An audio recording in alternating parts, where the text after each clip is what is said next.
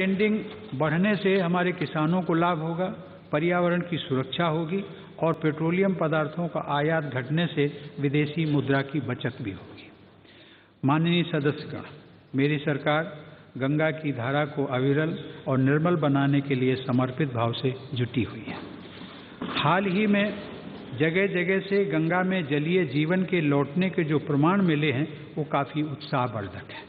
इस वर्ष प्रयागराज में अर्धकुंभ के दौरान गंगा की स्वच्छता और श्रद्धालुओं को मिली सुविधा की चर्चा पूरे विश्व में हो रही है।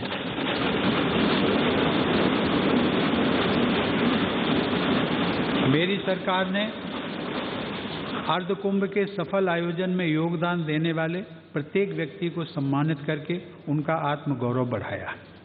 मेरी सरकार नमामि गंगे योजना के तहत गंगा नदी में गिरने वाले गंदे नालों को बंद करने के अभियान में और तेजी लाएगी। सरकार का प्रयास रहेगा कि गंगा की तरह ही कावेरी, पेरियार, नर्मदा, यमुना, महानदी और गोदावरी जैसी अन्य नदियों को भी प्रदूषण से मुक्त किया जाए।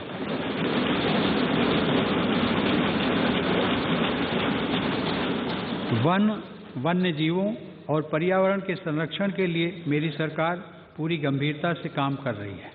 हाल के वर्षों में वन और वृक्ष आवरण विस्तार में 1% से ज़्यादा की वृद्धि हुई है। पिछले 5 साल में देश के संरक्षित क्षेत्र का दायरा बढ़ाया गया है। वर्ष 2014 में देश में संरक्षित क्षेत्रों की संख्या 692 थी, जो अब बढ़कर 868 हो गई है।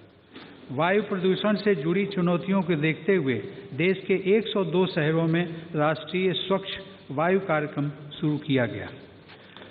क्लाइमेट चेंज और ग्लोबल वार्मिंग के प्रभावों को कम करने में सौर ऊर्जा की महत्वपूर्ण भूमिका है। भारत के सक्रिय प्रयासों से इंटरनेशनल सोलर अलायंस का गठन हुआ है। इस संगठन के माध्यम से दुनिया के विकासशील देशों में सौर ऊर्जा के विकास में भारत अहम योगदान कर रहा है। माननीय सदस्यगण, सामान्य आदमी के जीवन को बेहतर बनाने, आपदाओं की पूर्व सूचना देने, प्राकृतिक संपदाओं को चिन्हित करने, संचार माध्यमों को सिग्नल उपलब्ध कराने से लेकर राष्ट्रीय सुरक्षा बढ़ाने में अंतरिक्ष टेक्नोलॉजी की केंद्रीय भूमिका है। मेरी सरकार का प्रयास है कि अंतरिक्ष टेक्नोलॉजी का अधिक से अधिक उपयोग मानव कल्याण के लिए किया जाए। सड़कें हों, गरीबों का घर हो, खेती हो, मछुआरों के लिए उपयोगी उपकरण हों, ऐसी अनेक सुविधाओं को अंतरिक्ष टेक्नोलॉजी से जोड़ा गया है। अंतरिक्ष टेक्नोलॉजी की सहायता से जल, थल और नभ में हमारी सुरक्षा और भी मजबूत हुई है।